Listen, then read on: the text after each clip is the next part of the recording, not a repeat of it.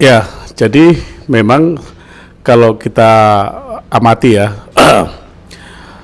soal peristiwa tersebut, tentu saya juga belum mengetahui apakah si Loli yang dimaksudkan ini usianya masih di bawah pengampuan atau sudah di atas pengampuan. Nah, terlepas daripada itu, ini kan seorang anak ya. Saya justru berpikir bingung juga ya, kenapa mesti ke tempatnya Rasman perginya gitu. Kenapa aja nggak kantor polisi? Kan seusia segitu harusnya udah tahu kantor polisi di mana, ya kan? Begitu ya. Namun demikian, kalaupun harusnya pergi ke tempat Rasman, kita nggak tahu ya, apakah memang dalam hal ini yang bersangkutan merasa tidak mengetahui satu tempat yang di mana dia tempat untuk dituju sehingga masuk ke rumahnya Pak Rasman, dan kemudian Pak Rasman akhirnya mengambil sikap dengan spontan ya untuk membawa ke kepolisian setempat ya, di Polsek apa di Polres ya, Polres ya. Tapi ini kan kalau kita lihat dari sisi asas kepatutan ya, ya tentu pertama tidak pantas juga ya kalau langsung dibawa ke kantor polisi gitu ya. Kenapa mesti langsung ke kantor polisi? Ini kan bukan dalam keadaan kondisi misalnya ada gangguan atau sedang ada satu serangan kepada si Loli ini. Namun demikian sehingga langsung dibawa oleh Pak Rasman ke sana, dan tentu akhirnya menimbulkan konflik. Tentu pada dasarnya karena tidak dimulai dengan satu kalau kita paham ini adalah seorang anak yang memiliki orang tua, ya ada sepatutnya kalau bisa dihubungi orang tuanya dihubungin lebih dulu. Apakah langkah-langkah yang diambil ini nanti menyalahi aturan atau tidak? Karena Pak Rasman kan juga seorang lawyer ya. Tentu ya harusnya langkah-langkah itu dulu sebagai bentuk kehati-hatian supaya tidak menimbulkan konflik. Namun faktanya sudah langsung dibawa dan menimbulkan masalah. Ya tentu ini adalah persoalan nanti yang akan diuji lagi kalau di dalam laporannya si pelapor ternyata diduga ini adalah ada sebuah peristiwa pidana. Ya nanti bagaimana Pak Rasman untuk mau menghadapi itu? Tinggal dijelaskan saja nanti tujuannya sebenarnya baik atau tidak, gitu aja. Jadi pasal yang dikenakan itu sebenarnya kena ya untuk Rasman ya? Kalau di dalam hal seseorang itu merasa dirugikan terus melaporkan, pertama apa yang dilaporkan itu tentu merujuk kepada tindakan ya, menurut yang bersangkutan diduganya Pak Rasman ini melakukan penculikan, nanti akan diuji oleh pemeriksaan di penyelidikan. Kalau bisa P21 ya berarti kajian daripada penyelidik ya unsur penculikannya berarti masuk, kalau memang bisa P21 kan begitu ya. Tapi kan yang datang ke Rasman sendiri kan Lolinya sendiri. Ya, itu yang saya bingung. Kenapa mesti si Loli langsung pergi ke tempatnya Pak Rasman kalau dia memang merasa apakah dia nggak tahu di mana ada kantor polisi? Saya rasa tahu lah dia di mana ada kantor polisi. Nggak perlu harus diantarkan sebenarnya kan? Nggak perlu harus diantarkan oleh Pak Rasman ke kantor polisi. Anak seusia itu menurut saya tahu sendiri dari kantor polisi, gitu kan? Karena dia merasa lebih percaya, kalau berdasarkan statement dia lebih percaya Rasman daripada. Oke. Iya, tapi kan akhirnya faktanya kan jadi menimbulkan persoalan kepada Pak Rasman ya. Pak Rasman niatnya kan baik tuh.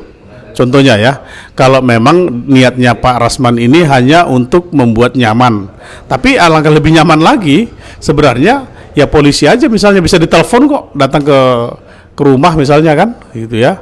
Tanpa misalnya ada ekspos berita dan lain-lain, telepon aja polisi gitu ya. Suruh datang bisa kok, kita telepon kalau ada hal-hal yang penting, kita bisa punya hak juga untuk telepon polisi gitu. Dan kecurigaan NM terhadap waktu di TKP di waktu tersebut ada wartawan juga. Nah ini kita kan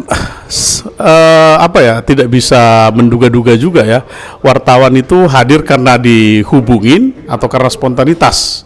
Kalau spontanitas dalam hal apa wartawan ada di situ, kondisinya udah standby gitu kan.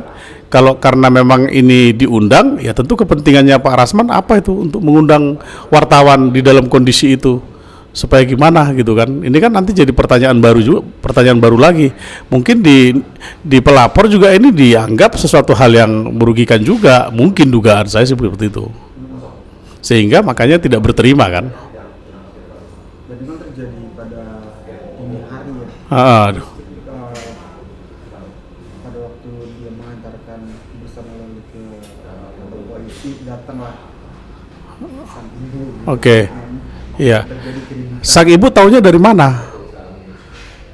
Itu yang masih Hah? tahu. Itu yang masih Ini yang kita bingung. Kalau sang ibu juga tahu, akhirnya di kantor polisi dari mana taunya? Kenapa nggak ditelepon aja harusnya ke ibunya? Bahwasanya ada anaknya datang ke rumah. Di WA minimal gitu kan? Oleh Pak Rasman gitu ya. Gitu. lalu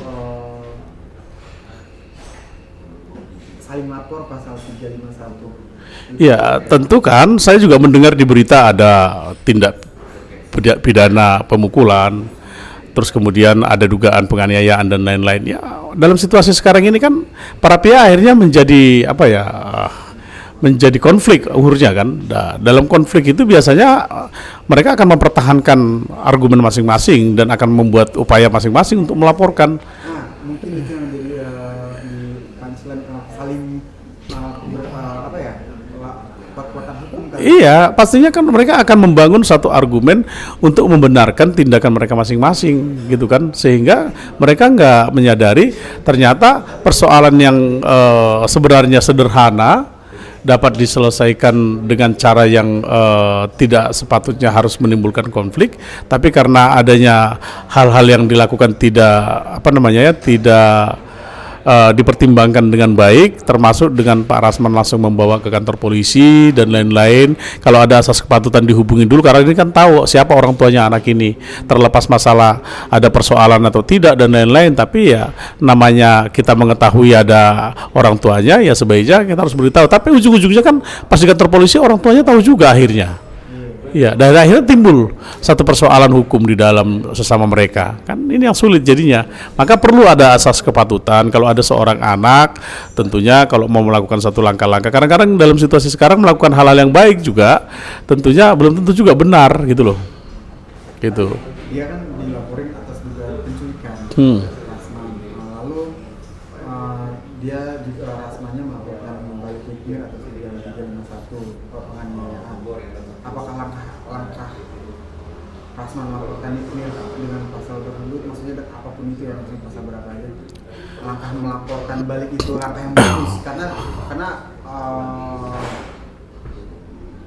dia lagi menjadi pengacaranya Fadil yang lagi membaik-baikin mertua istilahnya. Ya, pastinya ini kan sudah ada riwayat begitu ya, persoalan di antara sesama mereka di para pihak lah ya.